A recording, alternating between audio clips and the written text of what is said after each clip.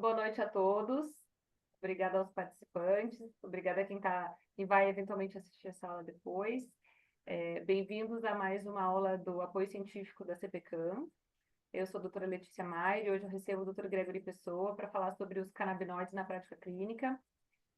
Eu vou apresentar o doutor Gregory, depois ele vai dar início à aula e a gente vai ter certamente um momento para algum debate no final. Acredito que vai ser bem interessante, porque essa aula, como vocês vão ver, ela é bem direcionada para a nossa prática do dia a dia do consultório.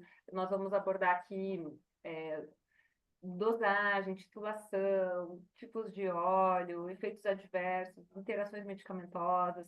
Então, são coisas que todo mundo tem bastante interesse, curiosidade e vontade de aprender mais.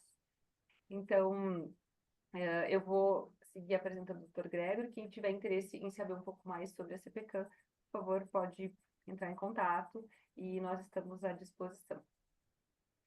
O Dr. Gregory Bittar Pessoa é médico ortopedista e especialista em cirurgia do pé e tornozelo pela Faculdade de Medicina do ABC, é membro titular da SBOT e da ABTPE, tem pós-graduação em cuidados ao paciente com dor pelo Hospital Sírio-Libanês e medicina regenerativa pela Ortogen Unimax. Tem área de atuação em dor pela AMP e é membro da Academia Americana de Medicina Regenerativa. É um experiente prescritor de cannabis medicinal e que vem compartilhando o seu conhecimento científico aqui nos nossos eventos da CPCAM para médicos e demais profissionais prescritores, médicos, dentistas. Então, sejam bem-vindos e eu espero que vocês aproveitem muito essa aula. Eu já vi que alguém reclamou do meu som. Vamos lá, isso às vezes acontece mesmo. Como é que tá agora? Vamos ver se eu chegar com o microfone aqui mais perto. Ou não muda nada. Aqui tava bom, Letícia. O som Tá tava bom? assim. Vocês têm me ouvido? Às vezes eu tenho que prender um pouquinho assim o microfone aqui mais perto. Ó, vamos ver. Luiz Roberto, tava com dificuldade de me ouvir. Tá igual? Comenta aqui, por favor, no chat, ou pode abrir o seu microfone. Se tiver bom, tá bom. Dr. Gregory, tá bom? Som? Tá bom, tá ótimo. Tá. Ainda baixo. Então, vamos dar uma verificada se não é alguma coisa com o seu som, Luiz Roberto. Mas, vamos ver agora. Mudou alguma coisa? Mudou alguma coisa no meu, doutor Luiz Roberto? De qualquer forma, não sou eu que vou apresentar, mas é importante ter um áudio bom também, porque eu gosto de fazer alguns comentários. Mas então eu vou dar a palavra para o doutor Gregory. Qualquer coisa no final, quando eu for comentar, eu posso tentar mexer no meu som novamente. Vou colocar agora no mudo para dar a palavra. Pessoal, sejam todos muito bem-vindos. Me ouvem bem? Hoje o nosso tema é os canabinoides na prática clínica, como a doutora Letícia introduziu. Vai ser uma aula bem voltada para as particularidades do dia a dia do consultório. Então, a gente dividiu essa aula em comentários sobre via de administração, dosagem, posologia, titulação, os efeitos adversos, interações medicamentosas, para que auxilie vocês na prática do consultório de vocês, tirar alguma eventual dúvida que ainda ficou. E a ideia é que seja bem intuitivo. A gente até montou um fluxograma com dicas, um passo a passo, para que oriente mesmo a prescrição. Então, a gente começa falando sobre as diferentes vias de administração: respiratória, oral, tópica e retal. E aqui eu vou dar mais ênfase nas duas primeiras. A respiratória, ela tem uma vantagem, que ela tem um efeito praticamente imediato a 5 minutos. Porém, a duração dela é um pouco menor, ela dura de 45 minutos a 3 horas. E tem uma particularidade que torna a sua prescrição para a parte medicinal, terapêutica, extremamente desafiadora, que é a dosagem da posologia do que eu estou administrando no meu paciente. Então é difícil de você quantificar o quanto de CDB, o quanto de THC tem, por exemplo, no inalador. E essa desvantagem a gente consegue contornar na via de administração do óleo, que é a via oral e gástrica, que por isso é a forma mais comum de entrega dos canabinoides.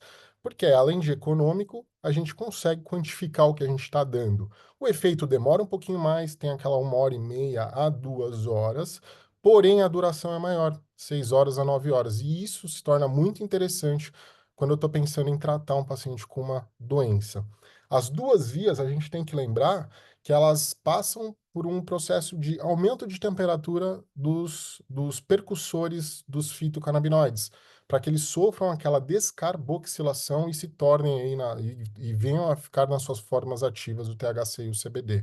A via respiratória pela queimando ou acendendo, e a via oral gástrica que ela passa por um aumento de temperatura do óleo. Esse slide é muito interessante porque ele vem aí de uma forma sucinta, tentar trazer aí as diferentes condições e o que que a gente pensa dos componentes dos fitocannabinoides para cada prescrição. Então, a dor crônica, aqui eu coloco a dor neuropática, e também aqui pode pôr fibromialgia, a gente tem tido muito resultado com esse balanceado 1 para 1 de THC e CBD. Esse mesmo pode ser usado também na espasticidade, tá? E se você tiver uma falha, você pode até tentar só o THC. Náuseas e vômitos e câncer e uso em cuidados paliativos, tem slides mais para frente que eu vou abordar especificamente para cada condição, porque varia bastante, mas a gente sabe que tem um uso bem interessante também. Insônia, o balanceado 1 para 1 inicialmente, o CBD para manutenção, epilepsia, o CBD, ansiedade e depressão, o CBD e, em caso de falha, o THC. Isso a gente vai ver bastante. Às vezes a gente começa com o CBD, atinge uma dosagem de 100 miligramas, que é aquele limite da dosagem intermediária, e já pensa em introduzir o THC, lógico, se não tiver contraindicação. E o autismo também, CBD, e considerar o THC na falha, tá? Aqui, o autismo, a gente tem que sempre levar em consideração, o transtorno do espectro autista, a idade do paciente, e se ele ainda está em desenvolvimento ali do sistema nervoso central até os 25 anos, a gente tem um pouco mais de receio de prescrever o THC. Então, entrando nessa primeira parte da aula, a gente separou 11 dicas sobre a prescrição, um passo a passo. E a primeira delas é a anamnese, uma história bem feita, um exame físico, o histórico de saúde detalhado do paciente, a sua rotina, a funcionalidade, até para você ter as expectativas de melhora, a expectativa do que o paciente quer. Muito importante se ele já teve experiência prévia com cannabis, porque isso vai dar mais segurança para a gente no tratamento. Às vezes o paciente já fez um tratamento com algum outro óleo. Muito importante saber o que que ele já toma de medicamento, quais as doenças, as comorbidades, para a gente poder prever algumas interações potenciais, evitar alguns efeitos colaterais. E, novamente, ter uma queixa principal bem clara para poder ajudar ele a melhorar aquela queixa. Ainda nessa dica 1, parte da anamnese é entender quais patologias que existem pesquisas para o uso dos fitocannabinoides. Não estão todas aqui e nem todas desses slides são indicações absolutas, tá? Muitas delas são indicações relativas, mas a gente pode citar a esclerose múltipla, ELA, demências, distúrbios de movimento, síndrome de Tourette, lesão medular, epilepsia, cefaleias, distúrbios psiquiátricos, e aí a gente faz uma ressalva para aqueles pacientes com algum transtorno um pouco mais grave, uma ideação suicida, algum transtorno borderline que a gente tenta evitar ou prescreve com muito mais cuidado. Distúrbios do sono, a gente sabe que os fitocannabinoides ajudam muito nessa parte. Transtorno do estresse pós-traumático, aí pensando mais no CBD, abstinência de álcool e opioides, transtorno do espectro autista, náuseas e vômitos induzido por químio, e aí eu acrescento também aqui a dor neuropática induzida por químio, que também tem resultados muito interessantes, os cuidados paliativos, propriedades antineoplásicas, doenças do trato gastrointestinal, síndrome do intestino irritável e doença inflamatória intestinal, elas já se enquadram naquele grupo de dores nociplásticas, as mesmas da fibromialgia. Então acaba sendo muito interessante também, e ali embaixo eu também coloco artrite reumatoide. Então tudo isso a gente consegue explorar dentro dos fitocannabinoides. E aí, como que a gente vai escolher o nosso produto? A gente tem várias opções, né? Desde um full spectrum, que vai ter uma concentração menor de THC, vai ter CBD, vai ter os canabinoides menores. A gente tem o broad spectrum, que a gente vai ter, não vai ter o THC, mas vai ter o CBD com outros canabinoides menores, o CBN, o CBG.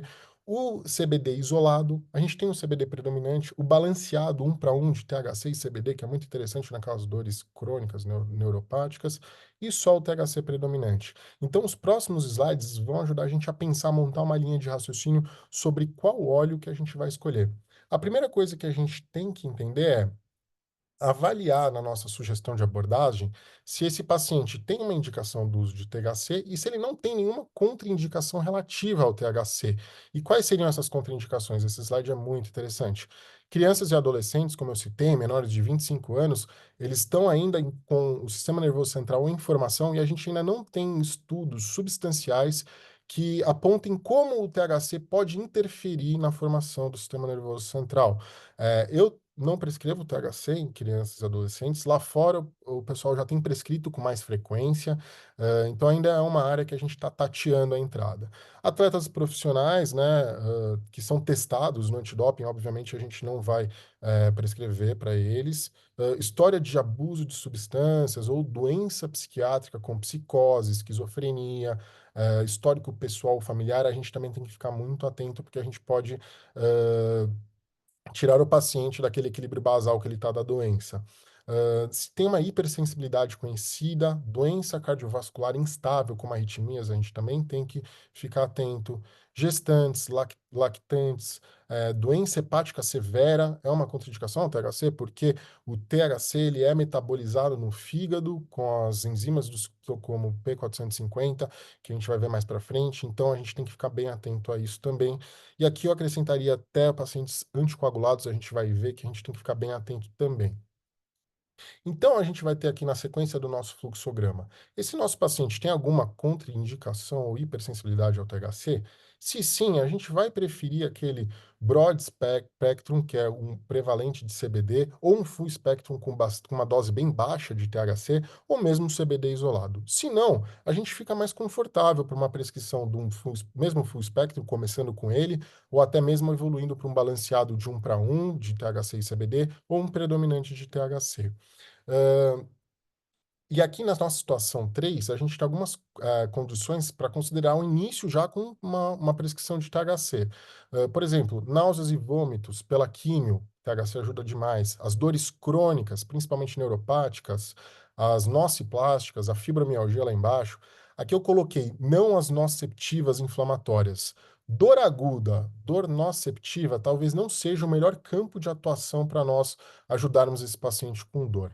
Espasticidade e outros aí que vai depender da nossa avaliação. Um Parkinson com muito tremor, agitação, agressividade, demência, uma insônia, a gente vai poder pensar na evolução e até pensar numa evolução já com um balanceado de 1 para 1, a não ser que esse paciente tenha contraindicação.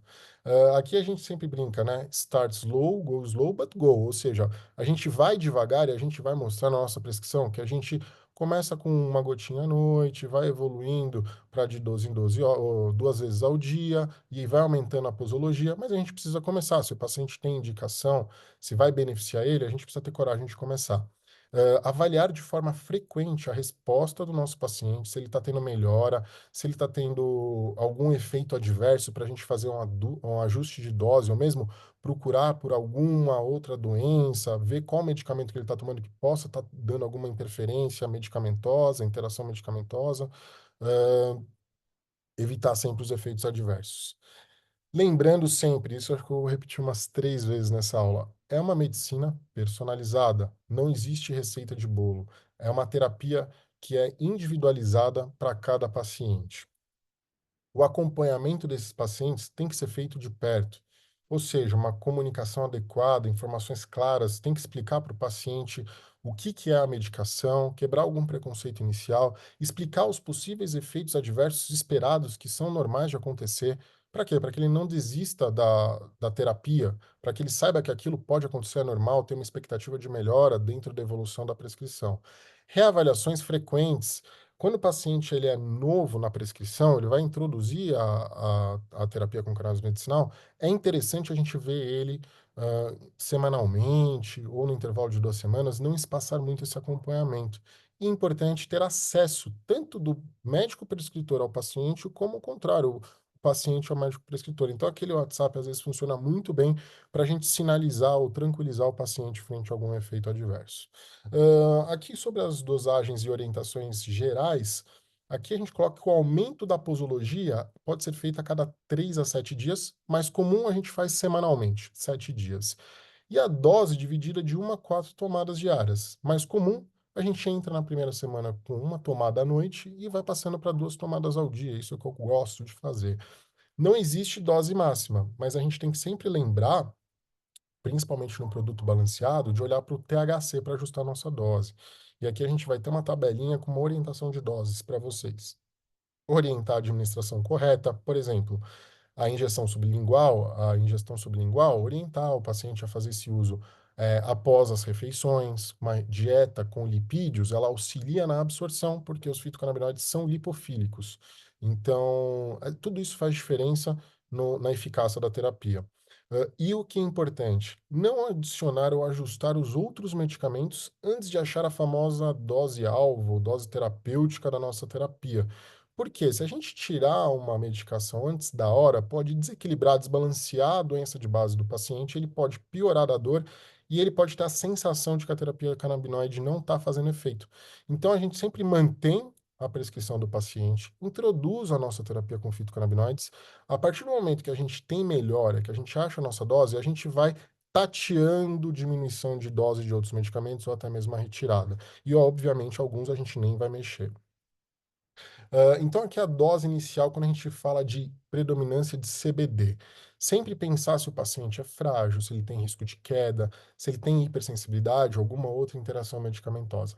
Se sim, a gente vai iniciar com calma, um pouco mais devagar, 5 miligramas em 2 tomadas ao dia, 10 miligramas por dia. Se não, a gente já pode iniciar com 10 miligramas 2 vezes ao dia, totalizando 20 miligramas.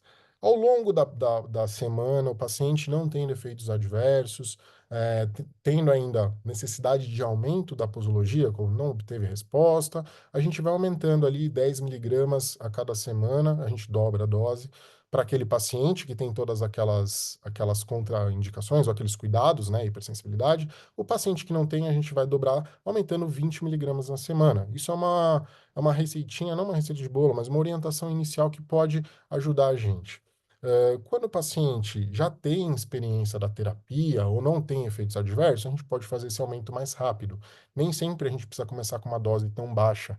Se ele chega para você já informando que ele fazia uso de 40 miligramas dia, você não vai começar com 5, com 10. Você já pode retomar a posologia naquele tomava, né? E lembrando sempre manter os medicamentos concomitantes. Você vai titulando essa dose do CBD. Você bateu 100 miligramas por dia, a gente já está muito próximo do limite da dose intermediária. A partir dos 100 miligramas, a gente já vai ter uma dosagem alta de CBD. E aí vale a pena a reflexão: será que se eu introduzir um THC eu não tenho o meu objetivo um pouco mais próximo de ser alcançado? A gente sabe da sinergia do THC e do CBD. O CBD atuando como aquele modulador alostérico do THC, e o THC é muito bom na analgesia. Então, vale a pena a gente pensar na introdução do THC. E aqui a gente tem aí um fluxogramazinho também sobre a dose inicial do THC predominante, ou, por exemplo, um balanceado 1:1.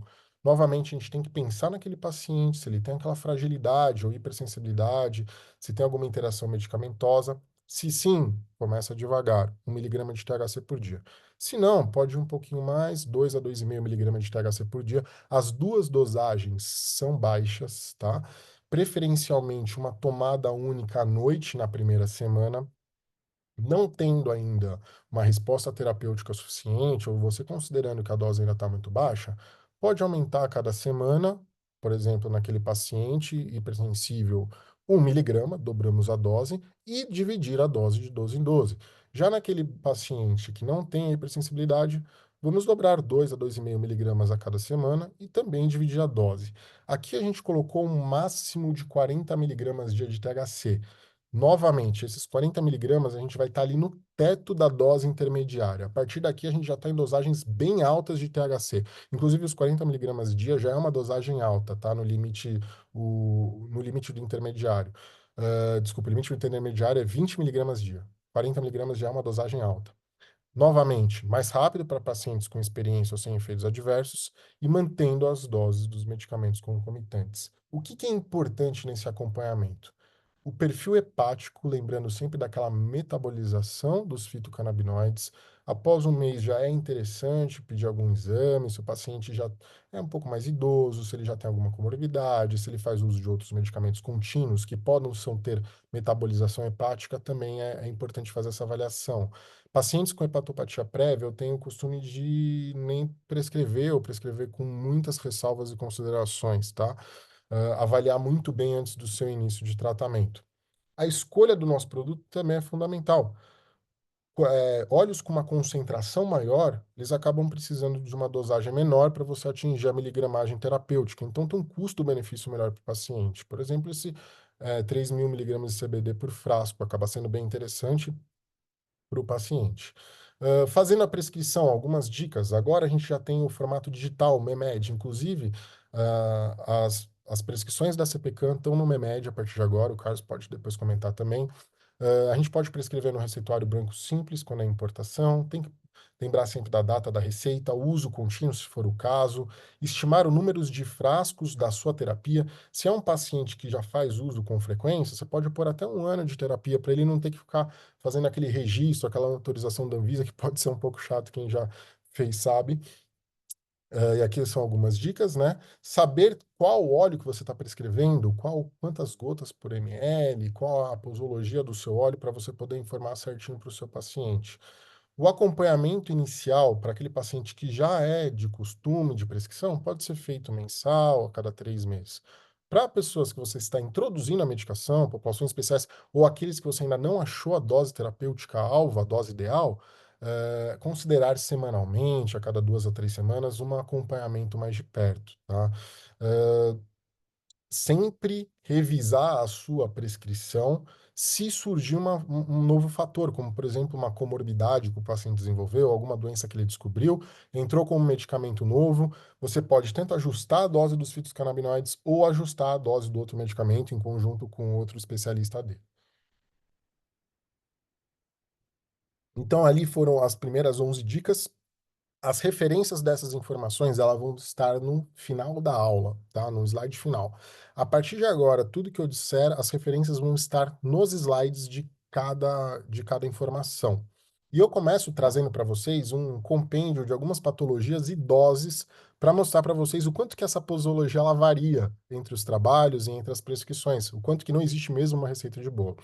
Então, esse primeiro trabalho superior, ele trouxe o uso dos fitocannabinoides, no caso o CBD, para tratamento de pacientes com câncer em cuidados paliativos, os opioides não fizeram efeito ou tiveram um controle inadequado da dor com os opioides tradicionais. E aí, nesse trabalho, ele entrou com uma dose que variava de 50 a 600 miligramas dia, ou seja, ela variava de uma dose intermediária até uma dose muito alta de 600 miligramas.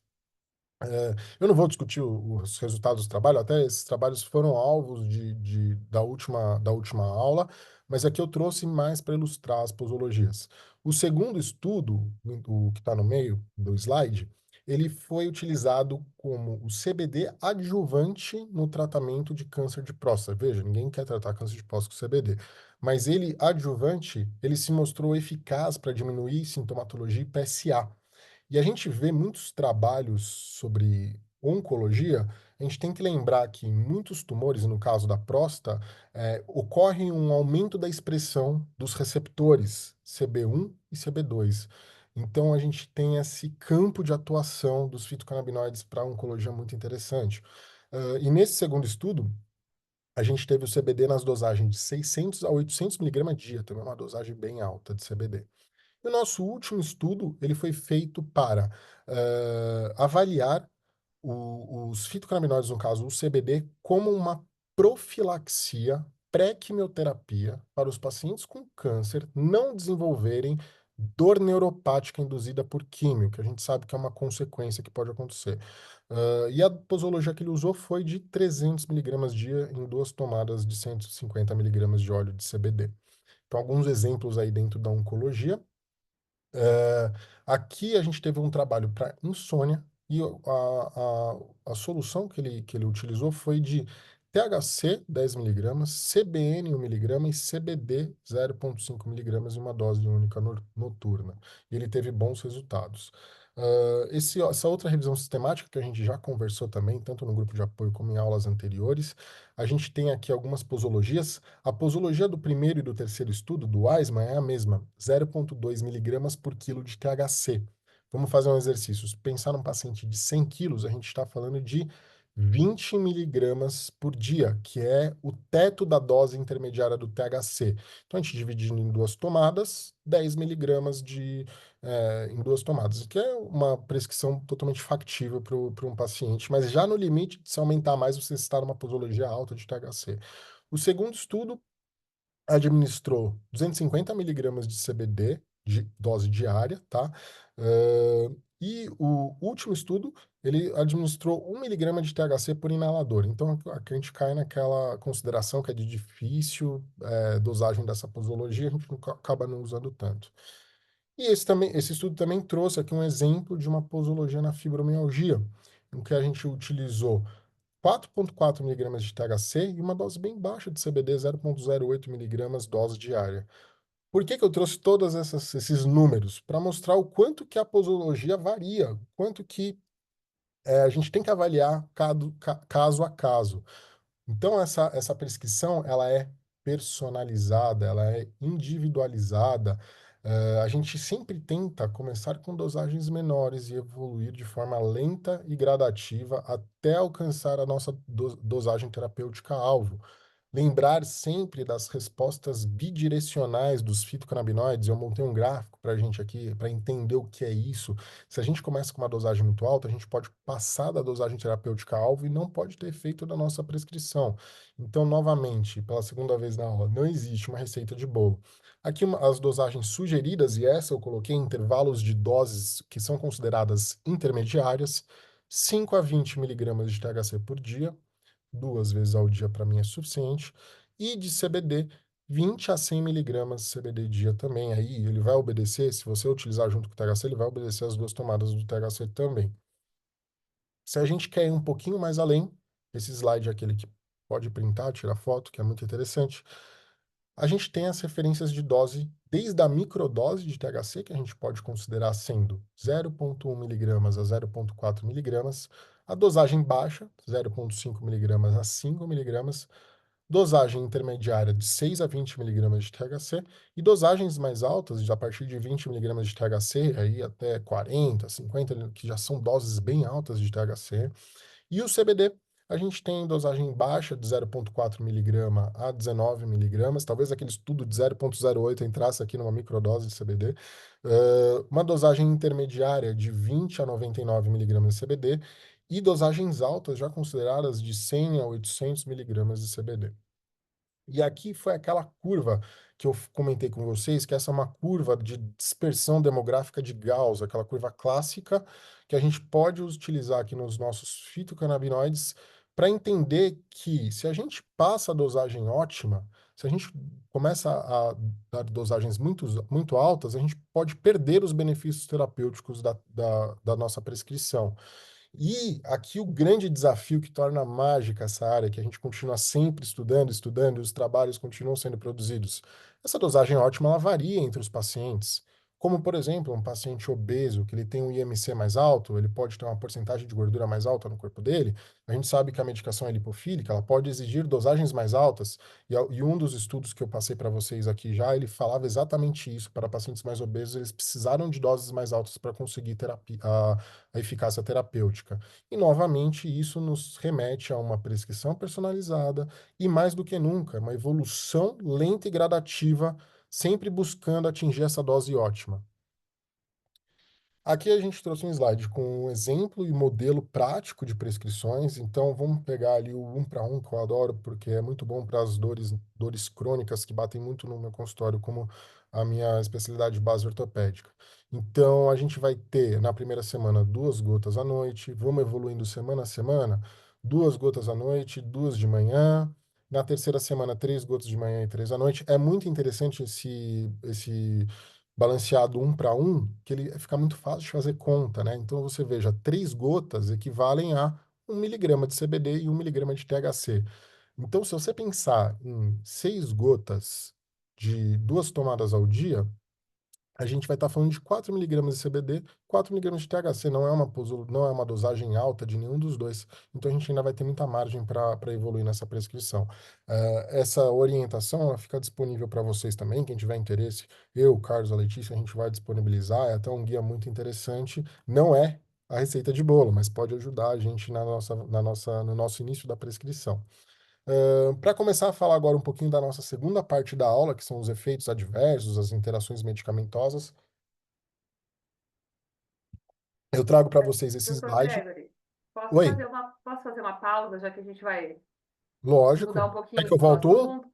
Não, não, eu quero que tu tome a tua Ah. água aí. Eu só queria fazer uma observação, um comentário para o pessoal, que é o seguinte: essas orientações, elas foram feitas baseadas no pouco que a gente tem de literatura, que essas orientações que o Triego apresentou, de doses e tudo mais, foram baseadas na pouca literatura que a gente tem que fala efetivamente sobre dosagens. E realmente a gente fala, ó, não existe uma receita de bolo, tem que ser individualizada. Então, tendo que ser individualizada, é impossível que se forneçam tabelas de doenças.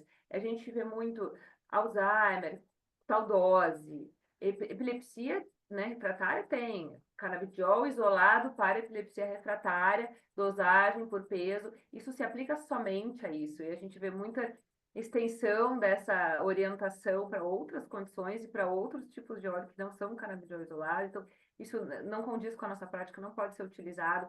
A gente não tem como ter tabelas. O que que a gente gostaria? De orientar vocês, ensinar para vocês um racional sobre como iniciar, dependendo do perfil do paciente, dependendo do que vocês desejam, do que o paciente necessita que seja tratado, e a partir disso, então, que vocês possam escolher e ir ajustando conforme a característica, a necessidade e a resposta do paciente. Então, não existe e vai continuar não existindo uma posologia fixa, uma tabela, né, uma dosagem, ou até, inclusive um tipo de óleo. Eu costumo dizer que não existe um tipo de óleo para uma condição específica. Existe um tipo de óleo para um paciente num determinado momento, de acordo com a sua necessidade. Então, a gente gostaria, e eu sei que é um pouco rápido, vocês não têm como pegar essa metodologia de uma hora para outra, mas de alguma forma a gente até pensou, né, doutor Gregory, a gente fazer uma segunda aula depois dessa, que seja casos clínicos, para a gente poder aplicar essa metodologia na prática, e aí a gente faria uma revisão dela, de novo, né, com aqueles fluxogramas. Eu, pelo menos, preciso de fluxogramas para que o meu cérebro funcione, entenda, né, que a gente tem que fazer o primeiro passo para daí, então, seguir para os próximos.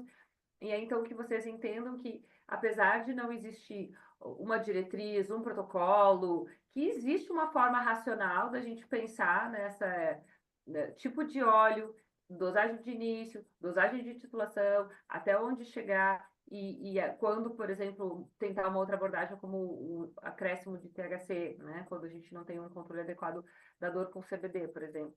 Então, só para aproveitar essa pausa e trazer para vocês o porquê dessa metodologia através de fluxogramas e de que isso funciona na prática muito melhor do que a gente tentar colocar em algum tipo de prescrição fixa ou dosagens desse tipo.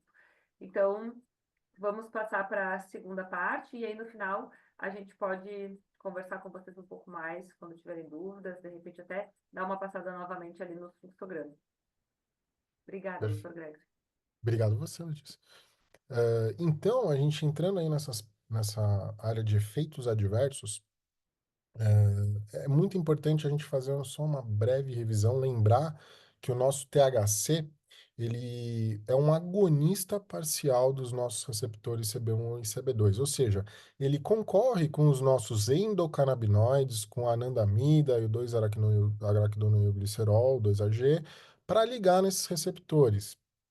E muito por conta da ligação com o CB1, ele desenvolve atividades psicotrópicas. Lembra, o CB1 ele é mais expresso no sistema nervoso central, enquanto o CB2 no sistema imune, ele está mais envolvido naquela homeostase. E aí a gente entra na tétrade do que o THC pode causar: hipolocomoção, hipotermia, catalepsia, que em tese não são efeitos desejados pensando numa terapêutica de um paciente. A analgesia, sim. E aí entra a importância do CBD, e por isso que a sinergia dessas duas substâncias é tão interessante. Porque o CBD ele atua como um agonista inverso. Quando ele liga lá no núcleo do PPAR, é como se ele diminuísse a expressão do CB1 e CB2 capazes do THC ligar.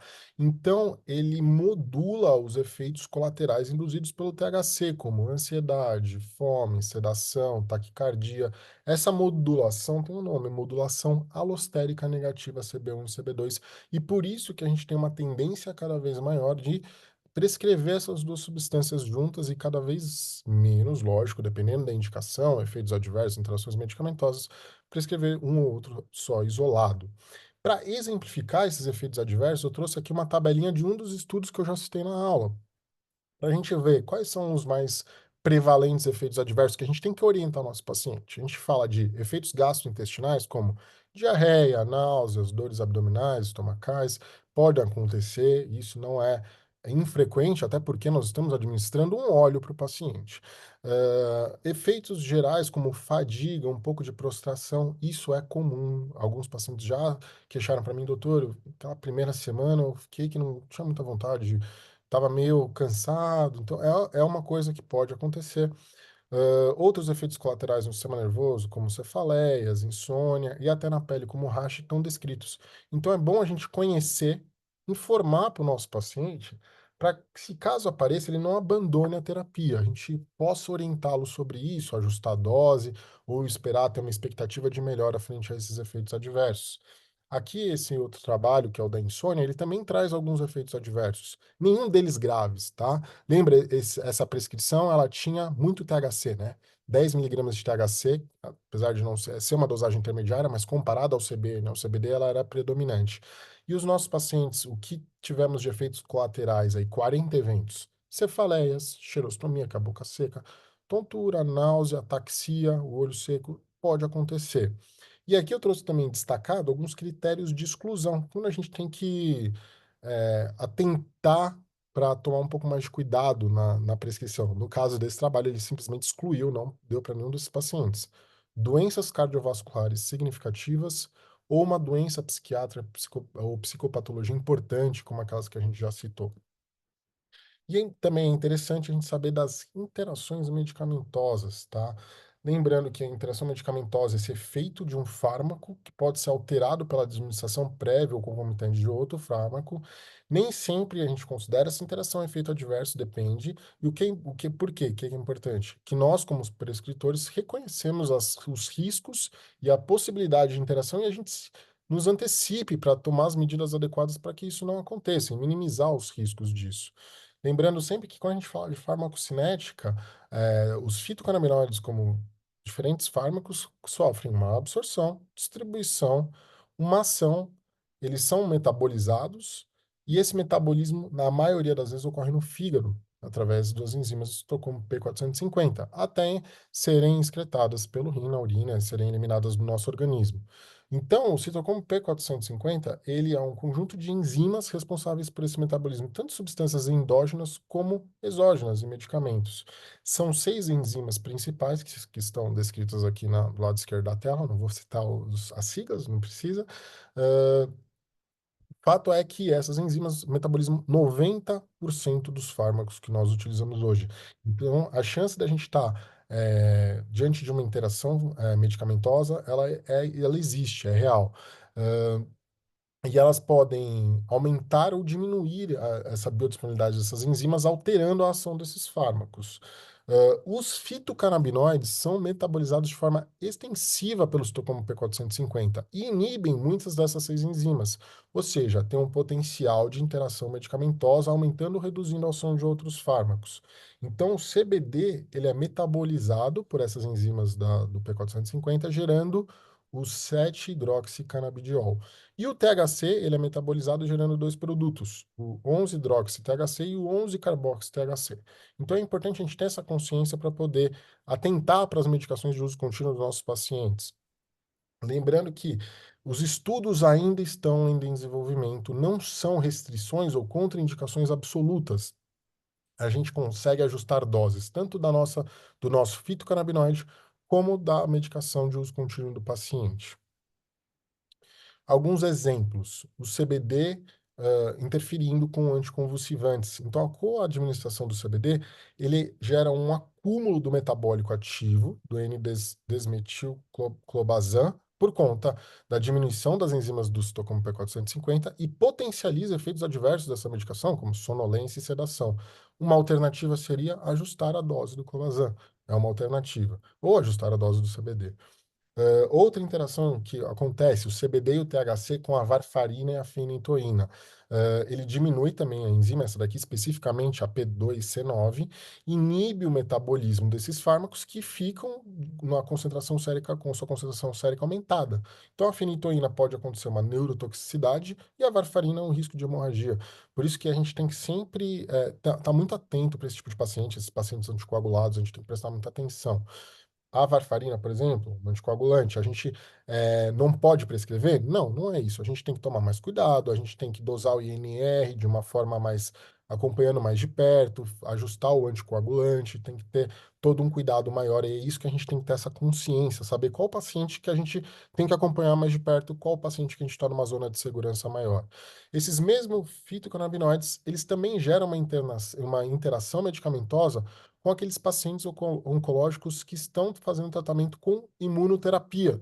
E por que que isso é tão importante? A gente viu a gama de prescrições que podem ser feitas dos fitocannabinoides para pacientes oncológicos, e muitos deles podem estar em uso de imunoterapia. Às vezes a gente não pode esquecer de ver isso.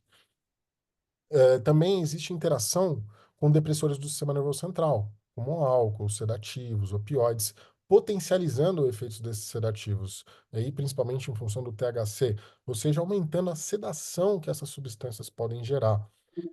Ter sempre cuidado com os nossos pacientes idosos. Esses pacientes geralmente já tomam muito medicamento, têm a polifarmácia, têm algumas insuficiências hepáticas, renais. São pacientes, e até a doutora Letícia pode comentar melhor que eu, pacientes com sarcopenia. Pacientes sarcopênicos têm uma porcentagem de gordura maior, porcentagem de músculo maior. Tudo isso vai interferir na nossa medicação. A gente talvez precise de uma dosagem maior para ter efeito e talvez precise ter cuidado com outras medicações. Fragilidade, risco de queda, tudo tem que ser levado em consideração. Esse slide é muito interessante porque ele divide aí em dois hemisférios os medicamentos que o THC pode diminuir a concentração sérica, aí na seta da esquerda, e os medicamentos que o THC pode aumentar a concentração sérica. E é muito interessante, por exemplo, eu pego muito paciente que vem com o uso de ciclobenzaprina, que está na seta da esquerda, que diminui a concentração, e opioides, pacientes com prescrição de dor crônica. Então a gente tem que ter aquele balanço de saber que a ciclobenzaprina vai ter um efeito menor, os opioides vão ter um efeito maiores, então você vai manejando aí, diminui a ciclobenzaprina para 5 miligramas, aumenta a ciclobenzaprina para 10 miligramas, diminui o opioide, tentando até em vista algum momento tirar esses opioides. Aqui esse slide para a gente novamente aí passar todos os medicamentos que podem ter esses efeitos colaterais, os anticonvulsivantes ali na esquerda, os anticoagulantes ali no centro, opioides, a ciclobenzaprina para dor crônica, alguns antibióticos como a rifampicina, o cetoconazol para infecções fúngicas, sedativos, como já foi falado. Então a gente tem que buscar informações para tomar cuidado na prescrição do nosso paciente. Então, novamente, essas interações medicamentosas podem acontecer com anticoagulantes, barbitúricos, o álcool, paracetamol anestésicos, lovastatina, citar um por um aqui, mas a gente tem que saber que eles existem. E não é só interação fármaco-fármaco, existe interação fármaco-nutrientes. O álcool, como a gente já citou, é uma droga que hoje, uso recreativo, assim, muita parcela grande da população faz, então é importante orientar isso para o nosso paciente. Olha, você está começando uma terapia que, se você fizer o uso concomitante com álcool, esse álcool ele pode ter um efeito maior de depressão do sistema nervoso central, pode dar algum prejuízo cognitivo e motor. Então o paciente tem que estar avisado. A dieta rica em lipídios, ela é importante para a absorção do nosso medicamento, lembrar que ela acelera o pico plasmático do mesmo também. A grapefruit, que é aquela toranja, aquela laranja que é vermelhinha por dentro, ela inibe a ação do citocromo P450. Então, naturalmente, ela pode aumentar a concentração plasmática de canabidiol e outras medicações também. A cafeína também, no uso concomitante, ela pode estar em nível sérico elevado. Então, tudo isso tem que ser explicado para o nosso paciente e muito bem alinhado. Lembrar sempre que essas interações elas têm uma elevada complexidade, tem que ser avaliado caso a caso. Se é um medicamento que eu não tenho tanta familiaridade, eu vou pesquisar artigos, eu vou estudar um pouco mais, e sempre levando em conta o metabolismo hepático, que é onde os nossos fitocannabinoides são processados. A gente ainda tem necessidade de mais pesquisas, e é o que é importante, a conscientização nossa. Nós, prescritores, temos que saber as interações que existem. Aqui foi a referência que eu falei que ia trazer para vocês, daquelas 11 dicas iniciais. Nos demais slides estavam cada um deles. E o agradecimento especial dessa aula é a CPCAM Biotecnológico e a nossa coordenadora, a doutora Letícia, que ela aí junto comigo ajudou no desenvolvimento dessas informações, no fluxograma, com a experiência dela, ela ajudou muito na confecção da aula, então aí fica um grande obrigado por ter facilitado a transmissão da informação para vocês. Eu agradeço aí a disponibilidade do tempo, a participação de vocês, e agora a gente abre para uma conversa, perguntas. Espero que tenham gostado da aula. Quer que eu. Não sei se eu deixo ainda. Maravilha. Sala cheia, todo mundo até o final. Legal. Doutor Gregory, parabéns. Eu recebi até aqui no privado alguns elogios da aula, então fica aqui o nosso agradecimento, nosso parabéns. Muito obrigado. E muito prática, né? O pessoal comentou que tinha algumas dicas bem importantes.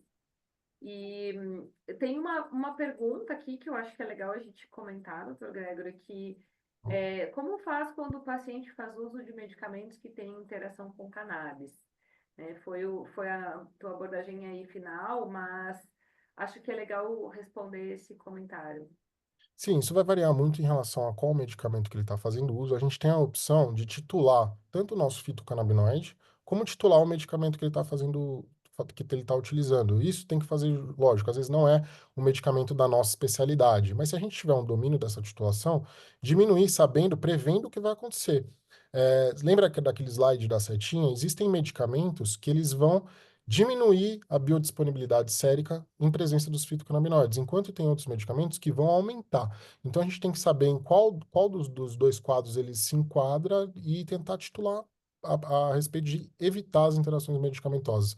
Mas, novamente, como a prescrição não tem uma receita de bolo, essa titulação também não tem. A gente tem que ir sentindo, vendo com o paciente. Em alguns casos muito delicados, a gente tem até a opção de nem prescrever, se for um paciente muito complexo, não vamos impor ele a esse risco. Eu sou uma pessoa bem conservadora, então, se for um risco muito alto, talvez seja melhor até a gente nem tentar colocar esse tipo de paciente em risco. Mas dá para fazer, não é contraindicação absoluta, né, doutora Letícia? Isso, depende, né? A maioria das interações, elas são previsíveis ou manejáveis e depende do paciente e de qual a interação. Então, você falou ali, doutor Gregory, de interação com anticoagulantes, por exemplo, né? Se a gente tem Sim, varfarina, que não é mais tão utilizada, mas a gente tem a possibilidade de retomar a dosagem semanal do TP e fazer os ajustes necessários, é possível. Agora, se a gente tem um novo anticoagulante, onde a gente tem uma segurança maior, uma interação menor, mas a impossibilidade de dosar, qual o perfil do paciente, né, de acompanhar e fazer ajustes de acordo com a RNI. Então, qual é o perfil do paciente? Alto risco de sangramento, risco de quedas, o paciente tem acesso ao serviço de saúde, vai poder procurar um atendimento, ele está bem orientado, ele tem um acompanhante que está bem orientado. Então, a decisão ela pode vir daí, do contexto do paciente, ele pode vir do próprio interação fármaco-fármaco. Então, se a gente vai pensar no antidepressivo, que o escitalopram, bom, o canabidiol pode aumentar a concentração sérica do escitalopram. Bom, isso é um problema ou não? Né? Eu estou com o escitalopram 5, 10, 15 ou 20 miligramas. Existem outros antidepressivos, outros fármacos que também aumentam a serotonina. Então, é importante que a gente avalie todos os medicamentos que o paciente usa e também o seu contexto, para a gente entender se é possível verificar a pressão, por exemplo, né? Para um paciente que já faça uso do inibidor da ECA, por exemplo, um outro antipertensivo, que pode ser que baixe mais a pressão, a gente consegue monitorar e diminuir os medicamentos, beleza. A um paciente idoso, alto risco de hipotensão, não tem como medir as pressões, né? Não tem como aferir, não tem acompanhante. Bom, então vamos ser mais cautelosos. Será que a gente pode? Vamos usar a dose baixa? Vamos achar uma forma de monitorizar? Então, depende. É importante que vocês conheçam as ferramentas de interação medicamentosa, para consultar os fármacos mais comuns, às vezes a gente sabe, né, quem utiliza bastante cannabis aí, acaba decorando algumas das interações, mas as outras é importante que a gente conheça.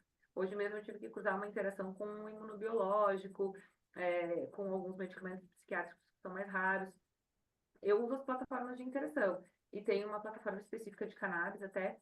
Quem está participando do grupo de apoio científico da CPCAM, depois de alguma das aulas já recebeu, mas a gente pode mandar também para quem está aqui quiser fazer parte. A gente tem um grupo de apoio científico onde a gente convida para essas aulas, como essa de hoje, onde a gente manda alguns materiais, eventualmente manda alguns artigos, alguns vídeos comentados. O Dr. Gregory que também manda artigos e vídeos comentados. E a gente manda lá alguns materiais e nós podemos mandar para vocês os links para as plataformas de interação medicamentosa, inclusive da plataforma de interação medicamentosa que é específica de cannabis, que é da Universidade da Pensilvânia. Então lá vai nos mostrar todas as interações com CBD e THC e vocês podem utilizar para colocar na prática, que é top, muito bom. Eu utilizo na minha prática com frequência. Excelente, perfeito. Doutora Juliana Uma fez outra uma pergunta. pergunta. Juliana, Posso ler, Juliana então? Gross. Doutora Juliana Gross, querida, perguntou o seguinte: para pacientes que já estão em uso do óleo balanceado há algum tempo, quando você indica o washout, a interrupção, por quanto tempo e em que momento indica essa interrupção? Juliana, que pergunta excelente, hein? Talvez não exista uma resposta exata para isso. As considerações que a gente pode fazer é quando a gente tem uma sustentação da melhora clínica, a gente atingiu aquela dose terapêutica-alvo, a gente teve uma melhora clínica sustentada do nosso paciente. A gente não vai querer também que ele fique tomando o resto da vida o fitocannabinoide. Em algum momento a gente vai querer diminuir. O que eu considero apesar de não ter um delta T exato, isso vai variar de paciente e patologia, eu tento fazer da mesma forma que eu introduzi, de forma gradativa a retirada. Em alguns pacientes, eles voltam e falam, doutor, não dá para tirar ainda, vamos voltar, porque não está na hora, eu voltei a ter dor, eu piorei, meu sono piorou. Isso é muito clássico no paciente com fibromialgia. Então, a gente tem um paciente que antes dos fitocannabinoides e um paciente depois dos fitocannabinoides. E quando a gente tenta tirar, ele fala, doutor, a dor piorou, eu não consigo mais dormir direito e eu não estou conseguindo fazer minhas atividades físicas. O que a gente faz? A gente volta para a dosagem.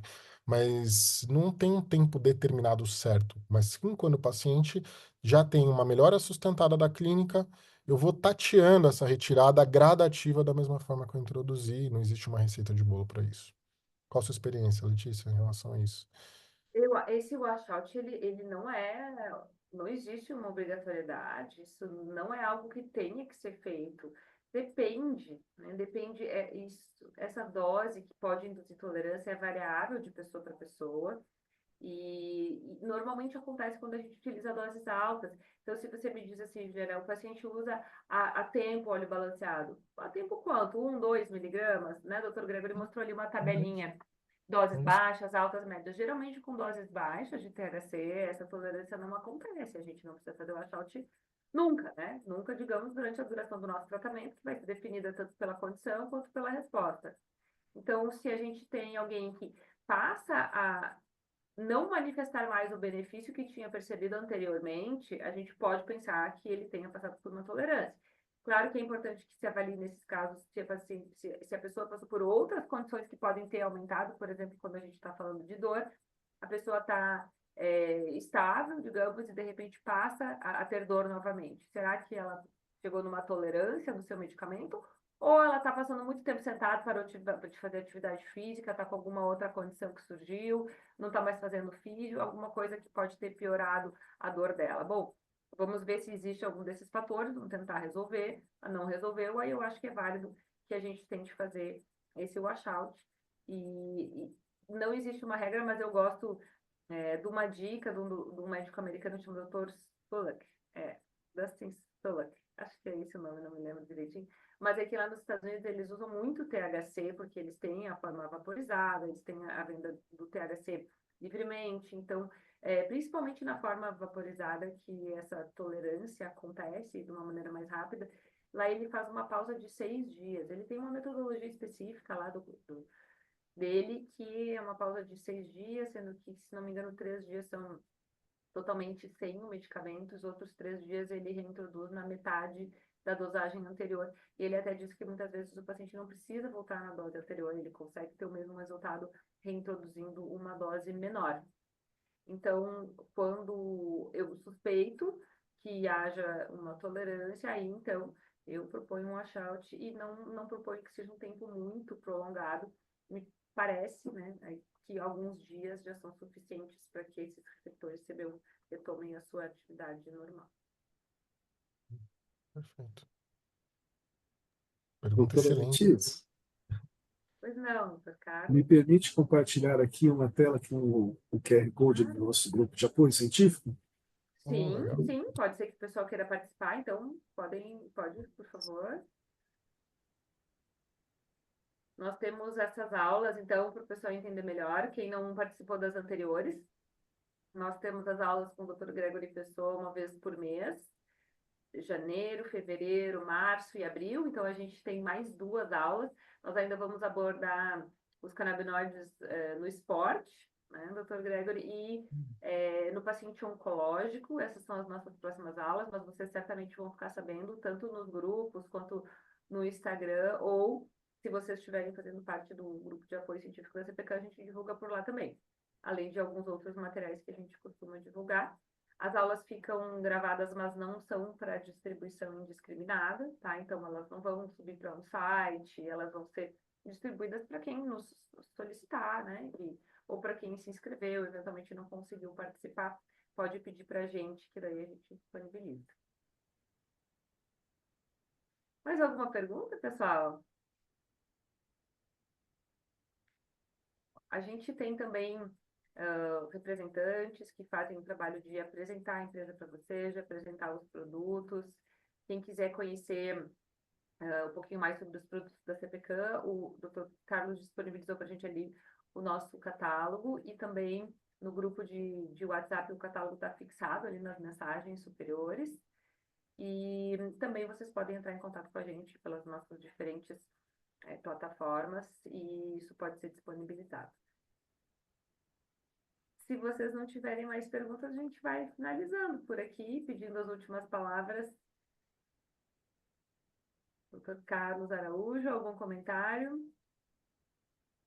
Bom, parabéns, doutor Greg, parabéns, doutora Letícia, muito obrigado, excelente aula.